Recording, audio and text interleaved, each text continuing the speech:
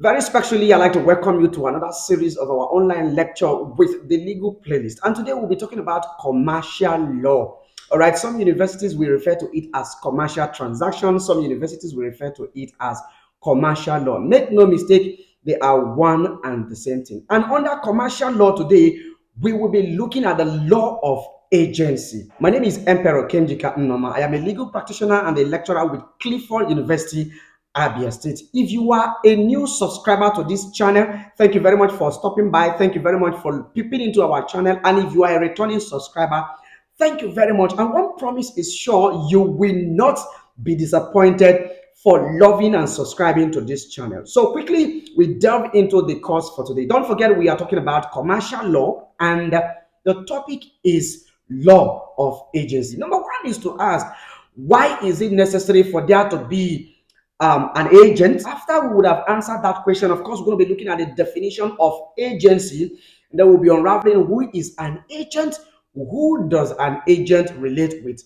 Does an agent have somebody he or she work for? Who can be an agent possibly? And of course, we'll be asking the questions like the legal implication of agency relationship, or maybe an agent as it were. At once, when we are done talking about the legal implication of agency relationship, we will look at the characteristics of agency relation, or maybe the characteristics of an agent. We'll take time to distill and discuss the characteristics under them. And then, of course, we're going to be looking at the various classifications of agency relationship. There are basically about three different classification of agency relationship. Number one is going to be talking about classification based on the degree of control and the nature of job of an agent. Number two, we have us talk about the classification based on the liability imposed on an agent. And again, the last one we have us talk about classification based on the terms of the particular job of an agent. Immediately after that, we will bring the lesson to a close. You know why? We would not want to bug you with lengthy videos on each of our topics. This is not all there will be under agency relationship. Why is there a thing such as agent in the first place? In law, we have already studied it from other courses, law of contract and all that.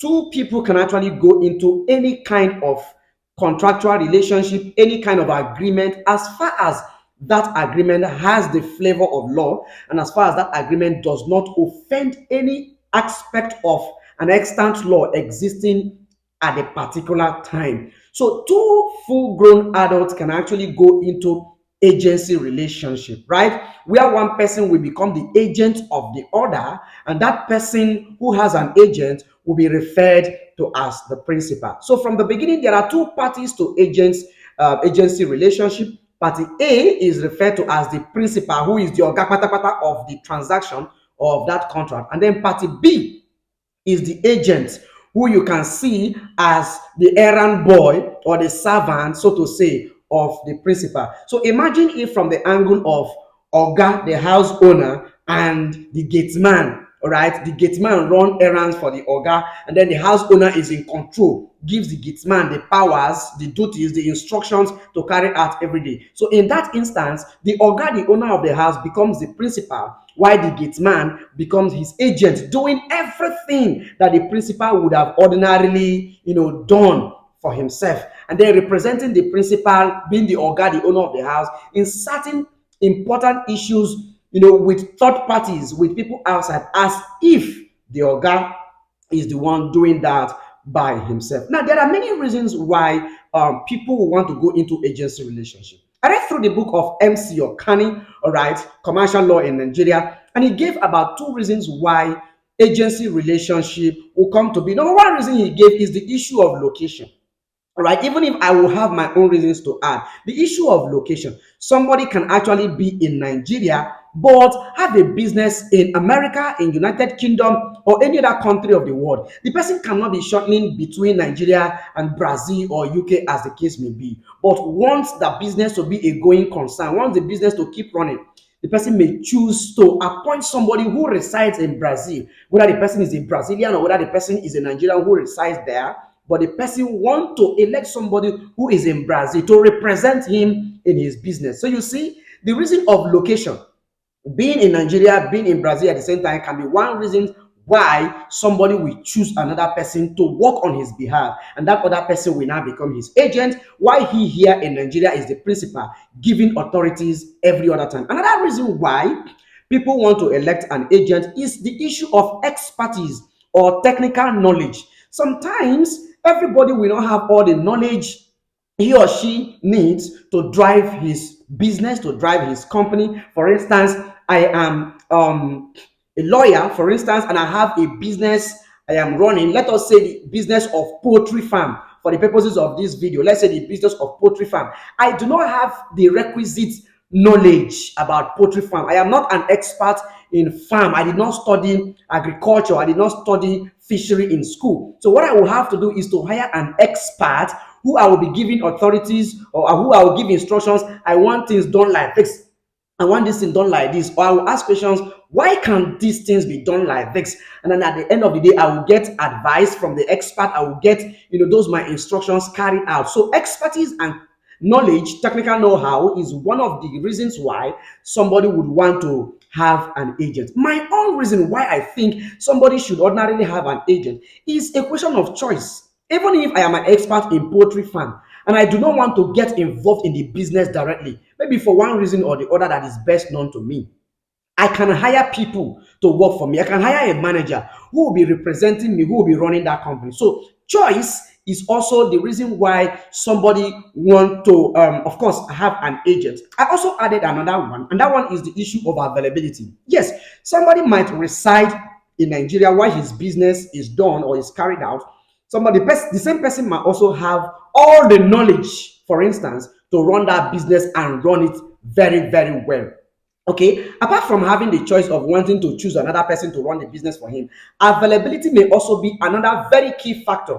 For instance, the person may be too engaged, is a very busy person running other businesses here and there, and so he may not really have the time to focus on that poultry farm. So it becomes a thing of necessity to now elect somebody who will oversee the running of the poultry farm for the person. So you see the reasons why the person would have the choice now to elect an agent, to choose an agent. So we have been able to look at 4 reasons why there should be or there can be agency relationship. Number 1, the issue of location. Number 2, the issue of availability. Number 3, the issue of choice.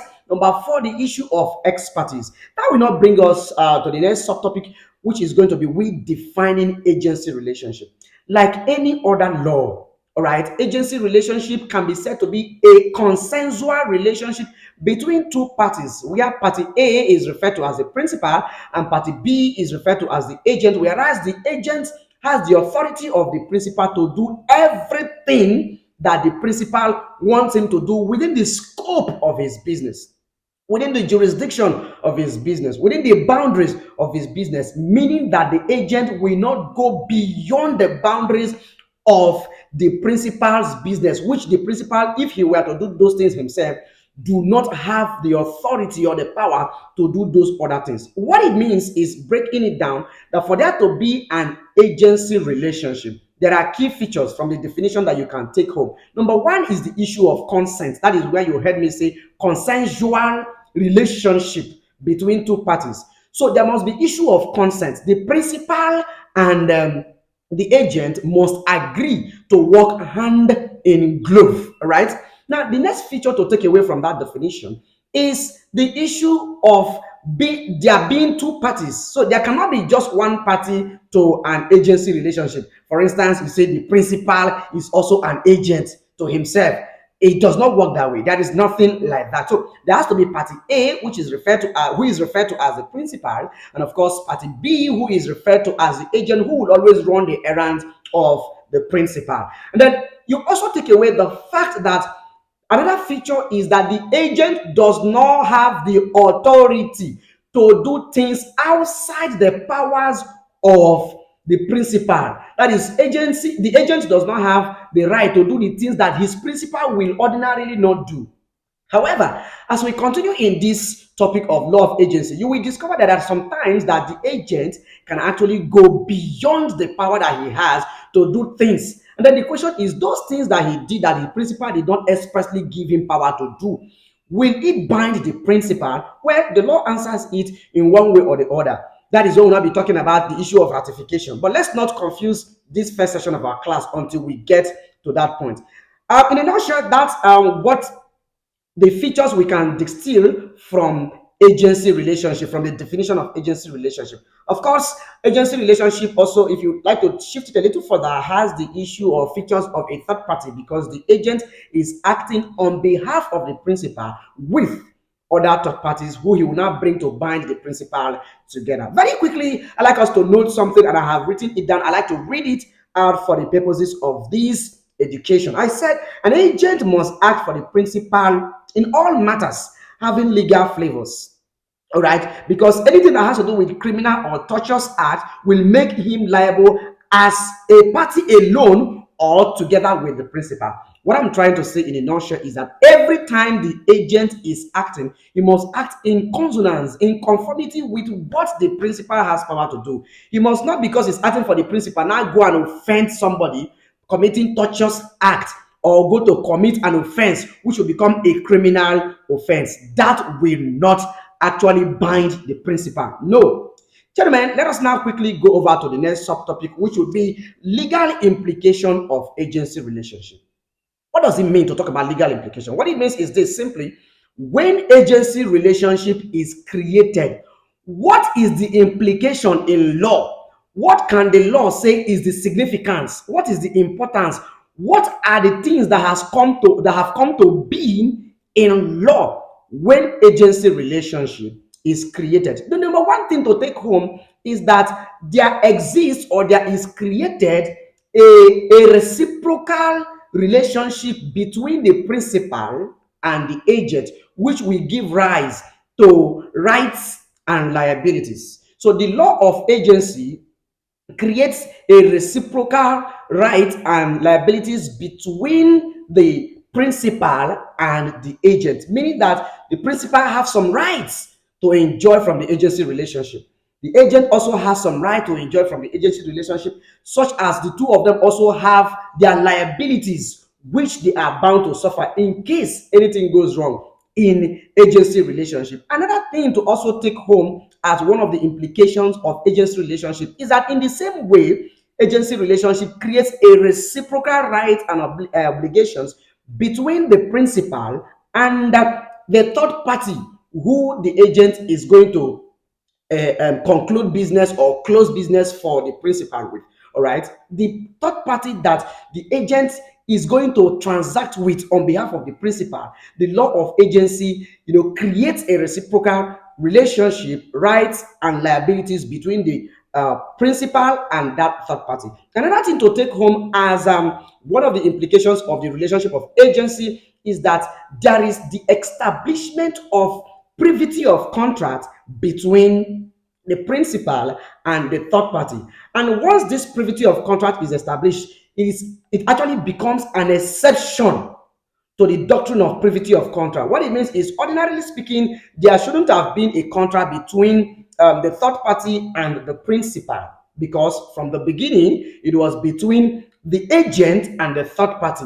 But because the agent is working on behalf of the principal, now there becomes a privity of contract. Once the agent is done executing that contract between the third party and his principal, he shifts away from the circle, and then the principal and the third party begins or continues with the relationship that has already been created. So agency relationship creates or establishes privity of contract between the third party and the principal. These are some of the implications of agency relationship. As we are beginning to come to the end of this first lecture series, let us now look at some of the characteristics of agency relationship from the definition, from the implication of agency relationship. You can already tell some of the characteristics of agency relationship. Number one that you can go home with is that agency relationship creates a fiduciary trust relationship, fiduciary relationship between the principal and his agent. What do we mean by fiduciary relationship?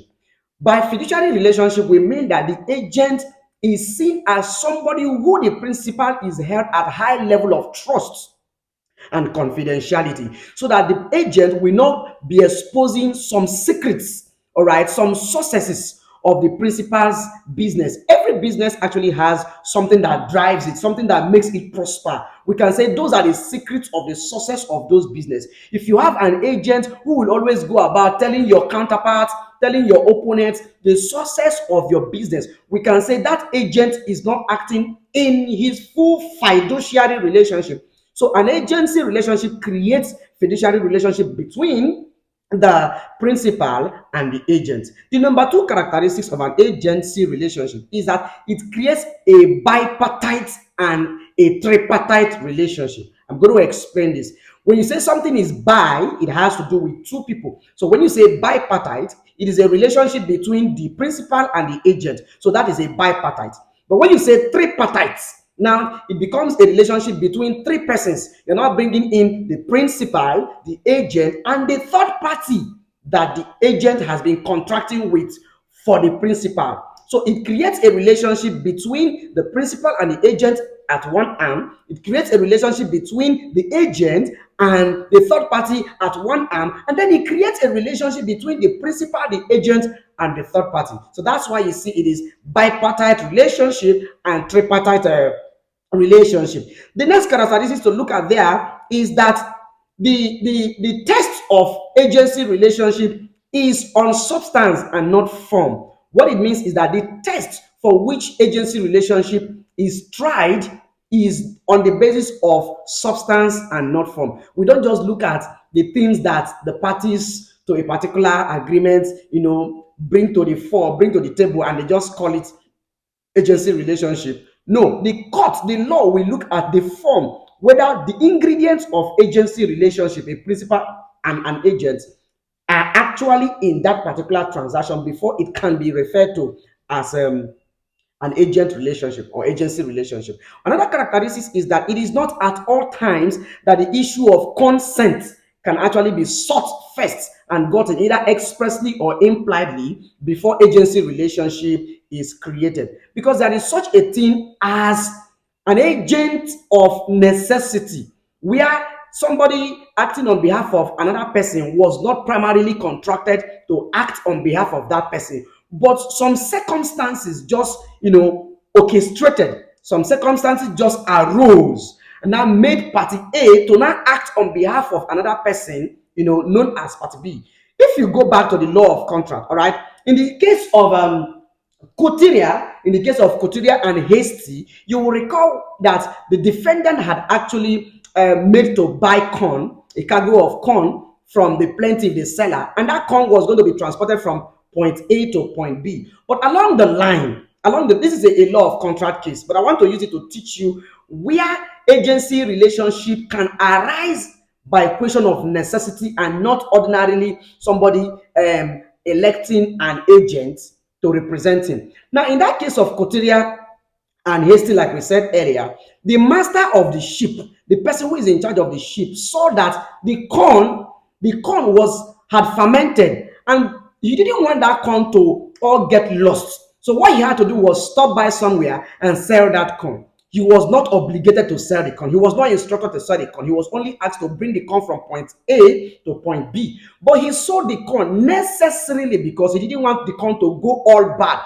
to avoid the plaintiff, the owner of the corn, incurring loss. This particular case I'm citing actually comes under mutual mistake under contract. But you see, in this instance now, the master of the ship has ordinarily or necessarily, invoked the principle of agency and has assumed an agent of necessity acting on behalf of the plaintiff. So that characteristic goes to tell us that it is not at all times that a principal, either expressly or impliedly, will have to elect an agent to work for him. So now, another characteristic of an agency relationship or of agency relationship is that everything the agent does binds the principal as much as it is done within the confines, within the scopes, within the boundaries, within the limits of the powers that the principal have to do those same things if he was to do them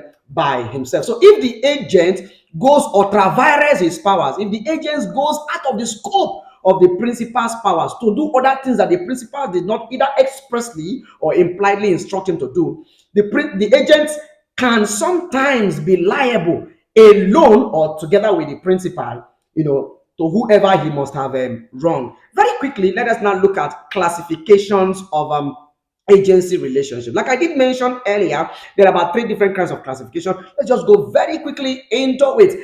The first classification will be based on the degree of control and the nature of the job of an agent. When you talk about the degree of control here, we're talking about the degree, the level of control the principal will have on the agents. That is how to know the first class or classification of agency relationship. And under this type of classification, there are two types of agents under it: the general agent and the specific agent. The general agent is that agent that the principal has hired, all right, to run his business and has not given him specific jobs or tasks to do, has not given him specific formats on how to run the business. So it is within the expertise knowledge of the agent, it is within the technical know-how, the knowledge, the intellectual armament of the agent to do everything possible, right, within the ambit of law to ensure that that job, that business is a going concern, does not fold. So in this instance, that agent is a general agent. Let us take, for instance, my name is Emperor Kenjika Nnoma. I am running a company referred to as Empecross Services Limited, and I have hired somebody to work for me as my manager. There is no specific instruction I have given the person. As a manager of the company, he is responsible to ensuring that that company is a going concern. So everything within the angle of law that he will do to ensure that company to run, he would have to do it. In that instance, the person is a general agent. But let us look at situations where somebody can also be a specific agent. For instance, in that same company, imagine if I had told my my manager to buy 7 XUV cars for the best performed staff in the year 2025. There was a particular instruction given to my manager, and that instruction was for him to buy 7 SUV cars for the people who performed well as my staff in 2025. It means that the manager has one task to do: going to buy the 7 SUV cars. And at once he buys the 7 SUV cars, he is done. That makes him a specific agent. If, as a lawyer, somebody has contracted you to draft a deed of conveyance for him, he has bought a landed property, draft the document that will seal that property, that will make him have a title over that property. That lawyer in that instance is a specific agent to draft deed of conveyance. But when a lawyer is hired by somebody or a company to do everything that a lawyer will do for the person or for the company, when there is need for a lawyer, we can say that that lawyer is under general retainership. And at that instant, that lawyer becomes a general agent to the company or to the lawyer. So I've talked about classification of agents based on the level of control and the nature of job. Let us quickly delve into the next classification, which is going to be classification based on the nature of liability imposed on the agent. Liability is, of course, is suffering some sort of damages or some sort of loss or forbearing things that you would have enjoyed, forbearing your rights as a consequence or as consequences for committing a particular action, for committing a particular wrong. All right, so when we look at an agent or agency relationship classified under the nature of liability imposed on the agent, we're going to be looking at when the agent is, number one, when the agent is personally liable, all right, for their acts. When an agent has done something the principal did not instruct him to do, that agent, if that thing turns out to be wrong and the principal would not, of course, ratify it, that agent will, of course, be personally liable for that. Number two type of agent under the this second classification would be a del credere agent. Del credere, DELCREDERE, del credere agent, or who is also referred to as an agent of grantor. An agent of grantor. Now let us use business concept to explain a del credere agent. For instance, I am an agent to my principal. My principal is into selling of goods, all right? And there is a trusted customer who has been with us over the years, and that customer has requested for some goods on credit. The person has not paid. And I persuade my principal. As an agent, I persuade my principal to give the person the goods, that if the person fails to pay the money for the goods, I will stake to pay the money to my principal. That is to say, I will indemnify my principal to the total amount of money that customer is supposed to pay. And in this kind of agency, under the decredal agent, all right, this kind of agent will receive higher commission away from the ordinary commission he would have received. The reason is because he has staked something very high. In the situation where the customer fails to pay the money for the goods that he contracted, he ordered, the agent will now be the one to pay the principal that money. And then you can look at the case of Rushomin and Reed. You can also look at the case of Omorige and Portland Cement. All right. You can also look at the case of Gabriel and Sons and Churchill and Sons. These cases discusses, of course, what a decredal agent is about. There are some important features to take home from a decredal agent. Number one is that there must be a promise of a high commission, like I did say earlier. A decredal agent having staked something or having risked something to tell the principal, I am going to pay. If the customer fails or refuses to pay, I'm going to pay. So the person will receive a high commission, all right, because he has taken something. And then number two important thing to take home from a decredal agent is that such liability arises upon the refusal of the customer to pay for the goods. It is only when the customer refuses to pay for the goods that the liability of a decredal agent will arise.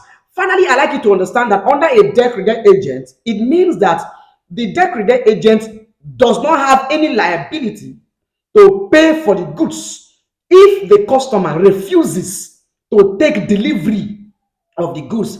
That is, the principal, they have shipped the goods from point A to point B, where the customer said, bring the goods here. And at the end of the day, the customer refused to receive those goods, refused to accept the goods.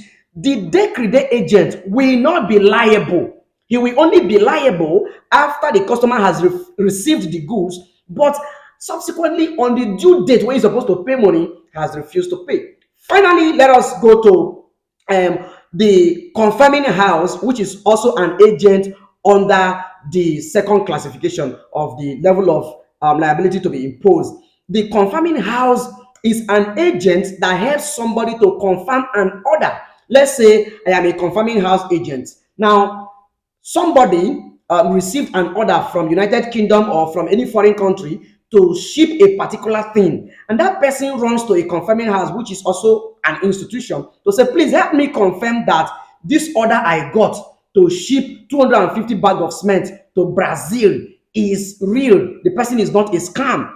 As an institution which is of course built as a confirming house agent, I will run checks, I will run intel, and I will confirm whether that order that was made was a real order, and I will report back to the person who will now be my principal, who has received the order. Once I tell him, yes, this order is real, we have been able to follow up, look at the address of the person is a real person, the person is not a scam, blah, blah, blah, blah, blah. And the person, the principal goes ahead to ship that goods.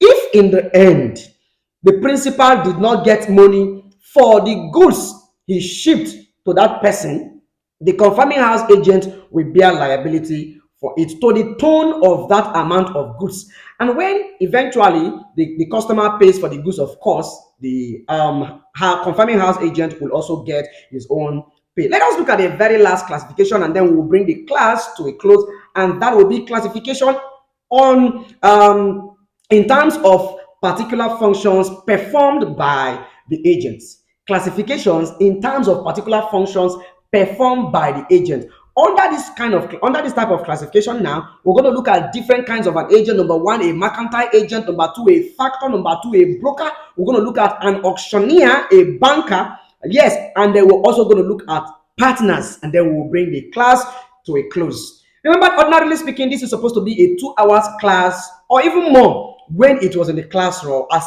if it is in the classroom. But the legal playlist tries to break this class down step by step, all right, under few minutes, and yet still giving you every ingredient you can have, as if to say it was held in a real-time class. Now let's look at the last classification, which is in terms of the functions of the agent as he performs it. Now, whether a mercantile agent, whether a factor agent, whether a banker, whether a partner, whether an auctioneer, all of them comes under the definition of section 1 of the Factors Act 1889, all right, which defines whether a mercantile, a factor, auctioneer agent, banker, all of them, as a person who has the power to sell goods or consign goods, or also, of course, buy goods or raise money on security for goods. A factor,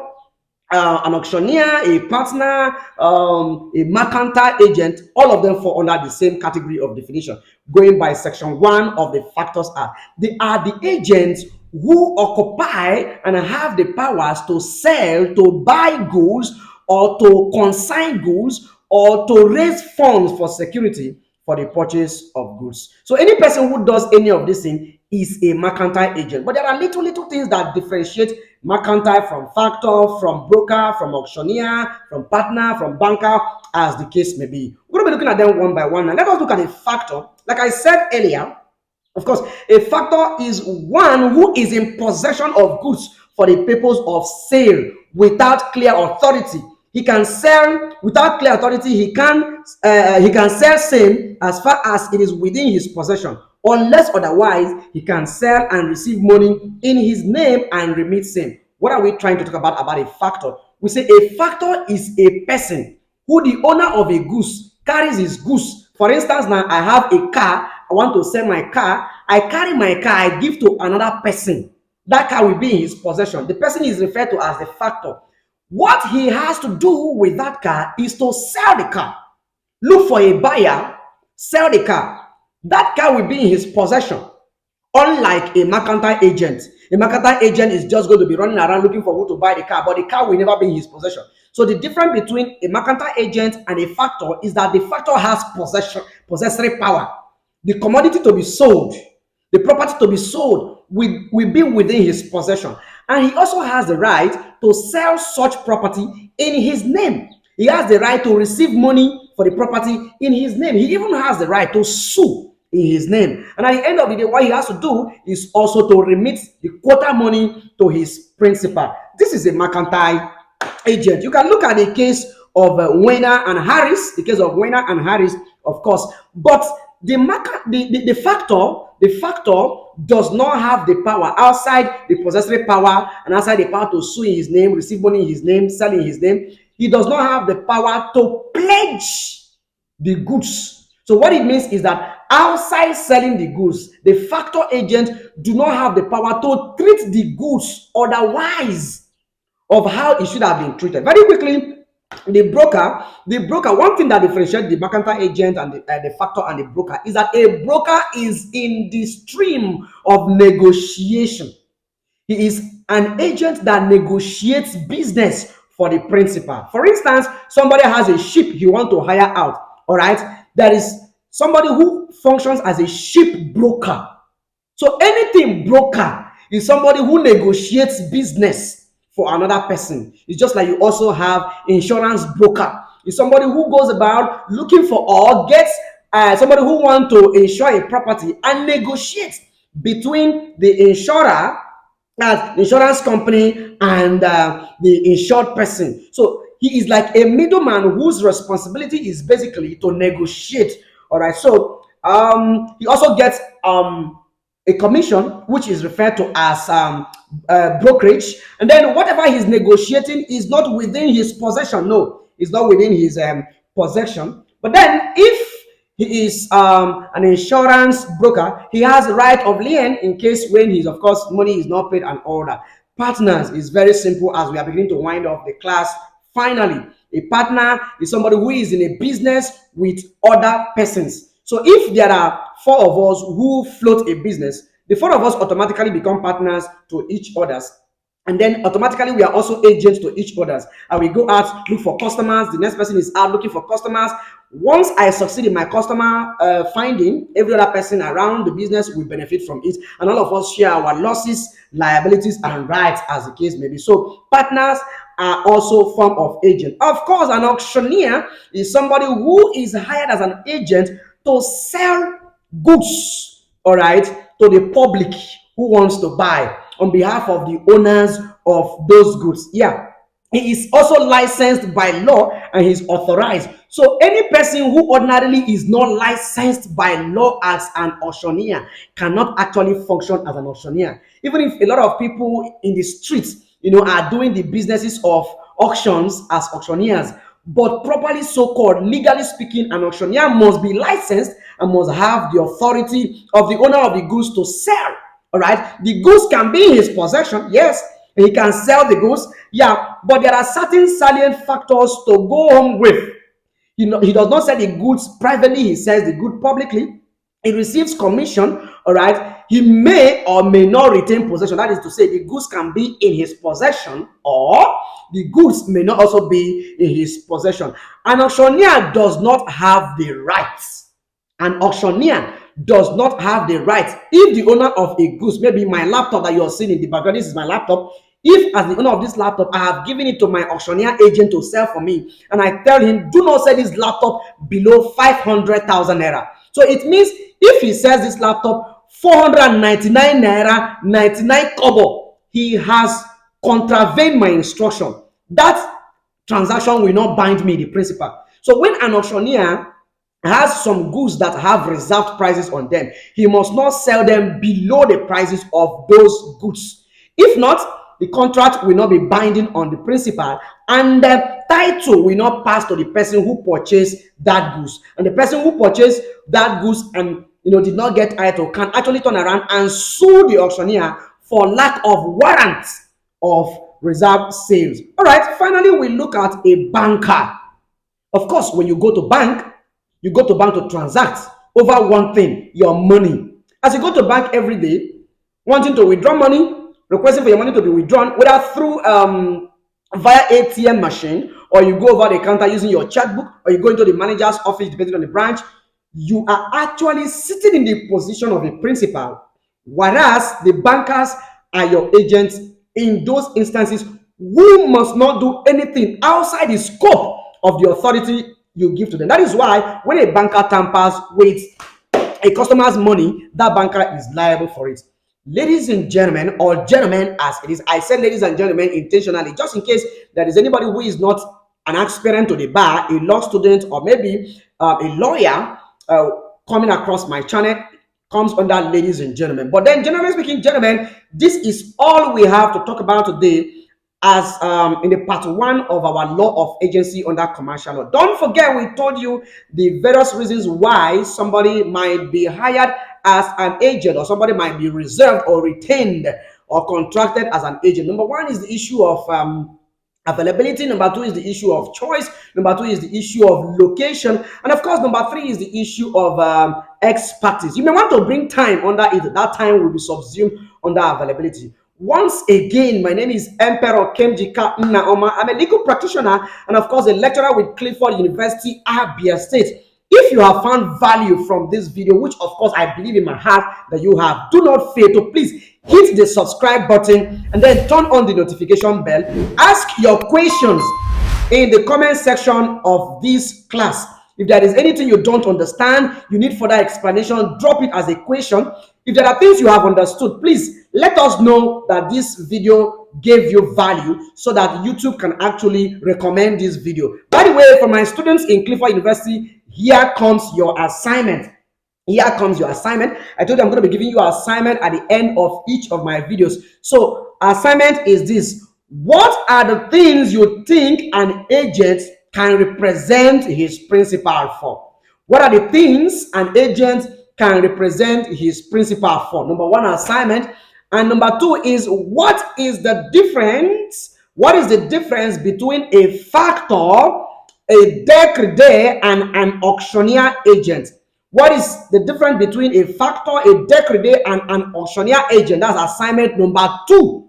And then the first assignment was, what are the things an agent can represent his principal for? You bring the assignment to the class tomorrow on a full scap in our class by 2 p.m. Thank you very much. Don't forget to subscribe and, of course, try to share my videos. God bless you. Give this video a thumbs, give it a like so that YouTube can publish it to a very wide audience. Thank you very much.